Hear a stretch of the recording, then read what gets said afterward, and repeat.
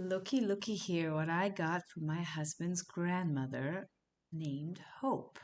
Well, I was very hopeful that I could do something cool with these two nightstands. Hi, my name is Adi and I'm your newbie furniture flipper on the block. I'm homeschooling myself in the ins and outs of furniture flipping, and I'm glad you're here on this journey with me. First thing first was to get this clean. To be honest, I know Hope, and it was probably very clean to begin with. But that's the first step, right?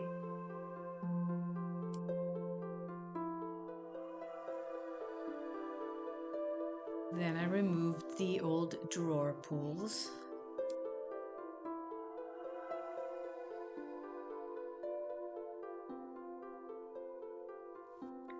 First thing was to saw off the excess leg because I wanted to replace it with a more mid-century type slanted angled round leg. As you can see, I had no idea how to draw a perfect line in the right place.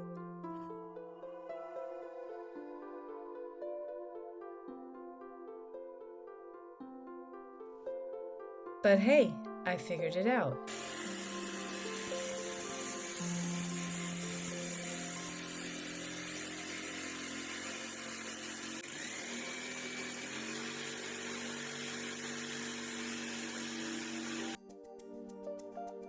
I was very happy with the line, and I knew I would fill that in with some wood filler. So time for the other side. What I really did at the end of the day was just measure out 13.3 millimeters, I think, going across in a straight line, and rechecked to make sure I had a good line.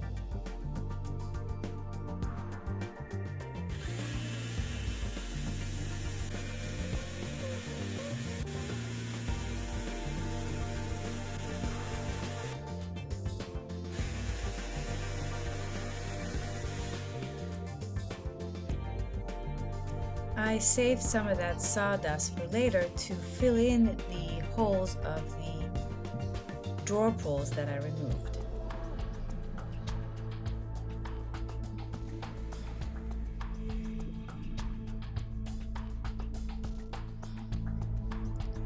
I went in with some natural colored wood filler. I wish I knew how to saw without splitting the ends like that.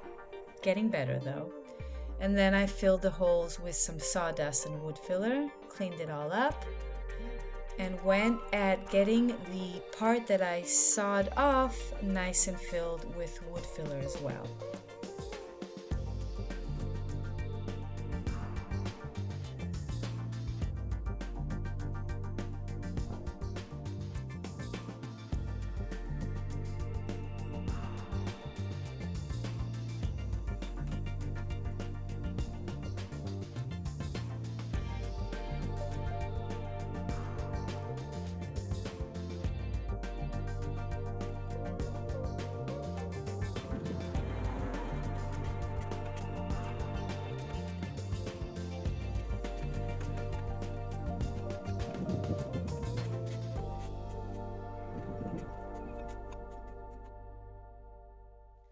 I had bought these 8 long round legs from Marketplace, and I wasn't happy with the angle.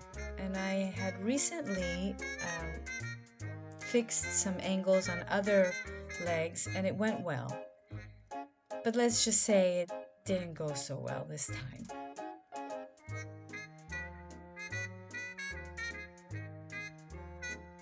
I didn't really take into consideration that really there was no way for me to cut this with a jigsaw.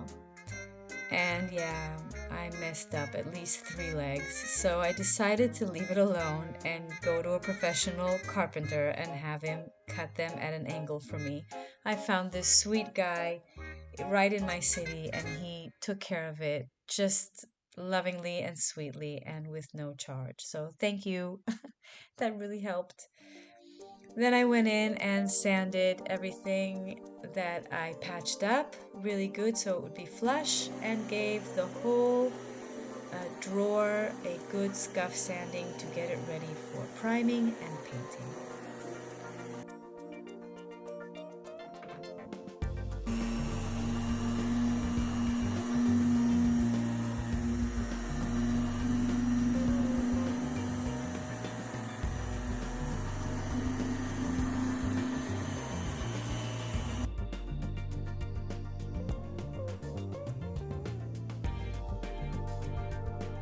I gave the bottom side a good coating of primer and let both of them dry overnight. And the next day I went in with 2 coats of primer on everything.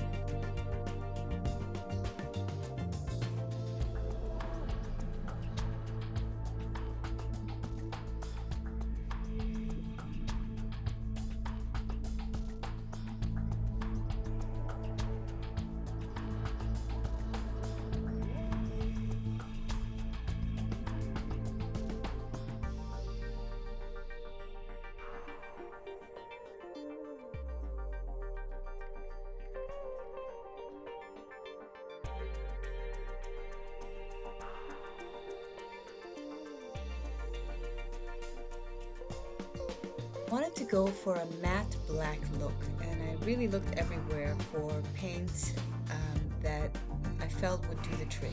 I found this Poliur Vintage water-based paint by a local brand of ours called Tambur. I actually was really happy with the results. This is the first coat. This is also the first time I used that flat professional painter brush that I found on our trip to Vienna, which I did a video about, and I found lots of redesigned by Prima stuff, and I was just so happy to use this brush for the first time. I really felt the difference.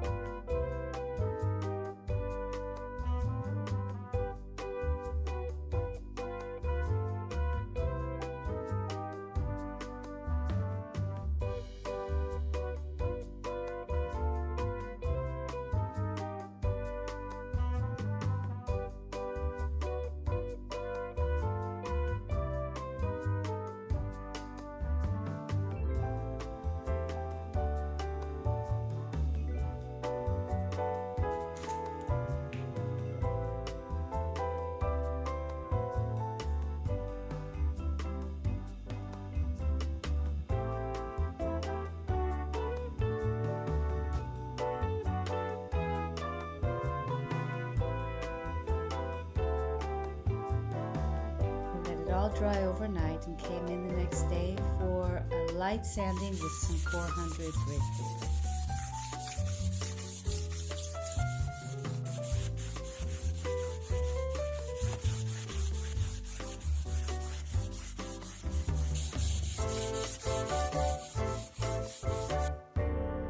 For the second coat, I decided I wanted to go with a faux linen paint technique. Generally, it's done with 2 different paint colors, but I was confident that I could get the texture with this one color. So I mixed 3 parts paint with 2 parts medium glaze. A glaze medium? How do you say it? A glaze medium. Anyways, I found that at an art store. I could not find that at the hardware store.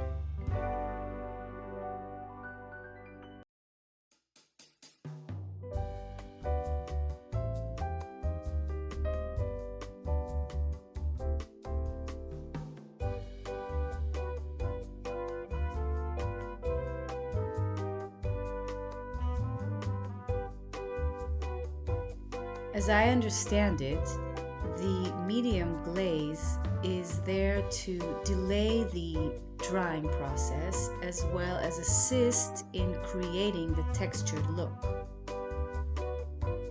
I applied a generous layer and then used this hard bristle brush to begin creating the lines. I kept in my hand a cloth to wipe off the bristles every time I felt that there was too much paint on them. Then I began creating horizontal lines and just making sure I kept it as straight as possible and really kept working at it until I was satisfied.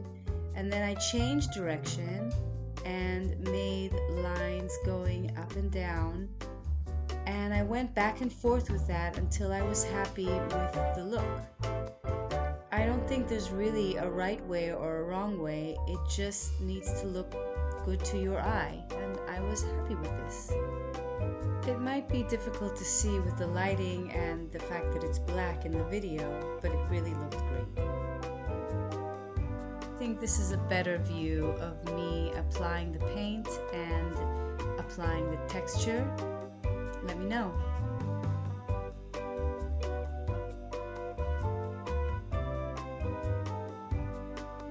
I'd like to say that if you've stuck with me till now and this video is of help to you, I would so appreciate a subscribe and perhaps even a like. I'm trying to grow the channel, and that's the game. We got to get the subscriptions in so that I could get more videos out. I had these pulls on another dresser, and actually they looked exactly like what was on there, only they were made from natural wood. These were the legs that came back from the carpenter, all fixed and ready to be attached. So that was my next mission. I can't find the footage of me attaching the legs, but there they are. Next thing I wanted to do is to create this look of a splash of gold, like as if I had a bucket of liquid gold and I splashed it across the face of the dressers.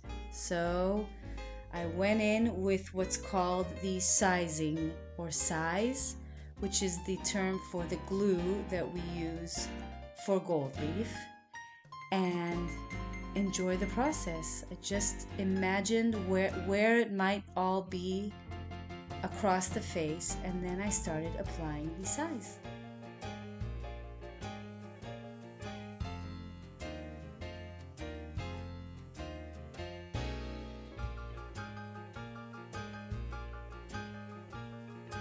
So this gold leaf glue goes on milky, so you could see where it's been placed and arrange it the way you want the gold leaf to attach. And then I just let it kind of cure or dry out for about half an hour, and then I applied the gold leaf.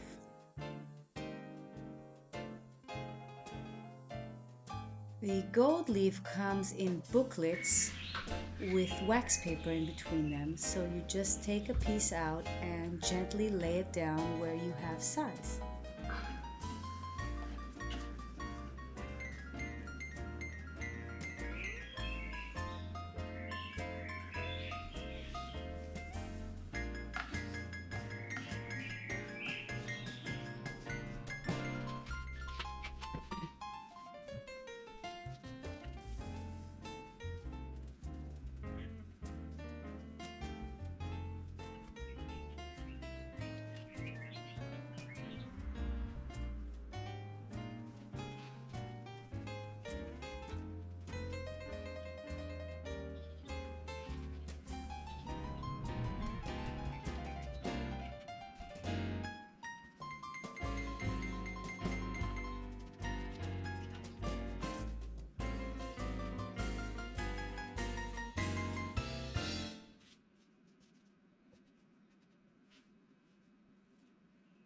I brushed off any excess gold leaf with a thick brush.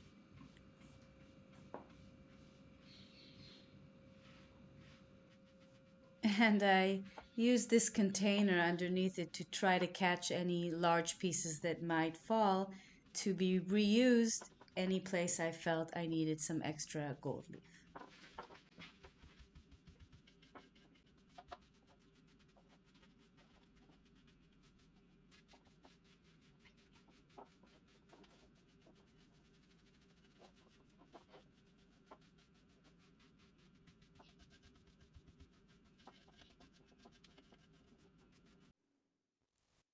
I wasn't happy with this line of the gold leaf. I wanted to keep going across and get rid of this.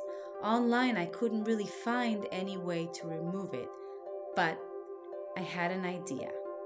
I got this silicone and sticker remover spray, and I placed some on a Q-tip and placed it on the places where I didn't want to have the gold leaf there.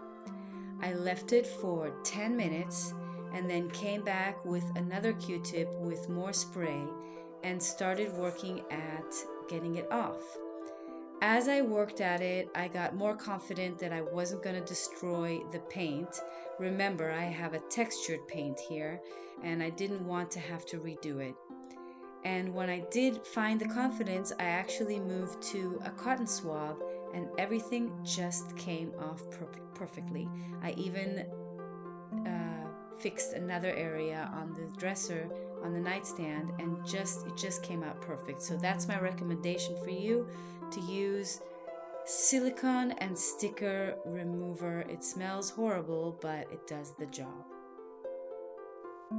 I was very unsure with what sealer to go to keep the matte look and to save the gold leaf. So I prepared this piece of wood earlier with the same texture linen look, and then I placed some gold leaf on it and started testing out different sealers. I tried a spray lacquer, furniture wax,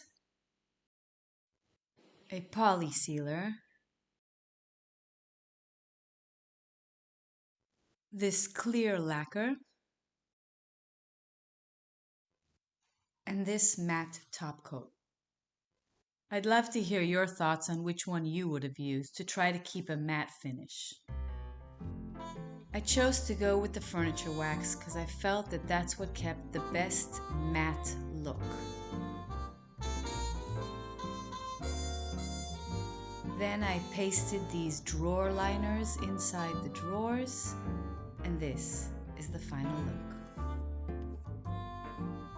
Just a quick reminder of where we started from and where we are now. I really hope this video helped someone with the faux linen technique or the gold leafing, and also with the removing of the gold leafing.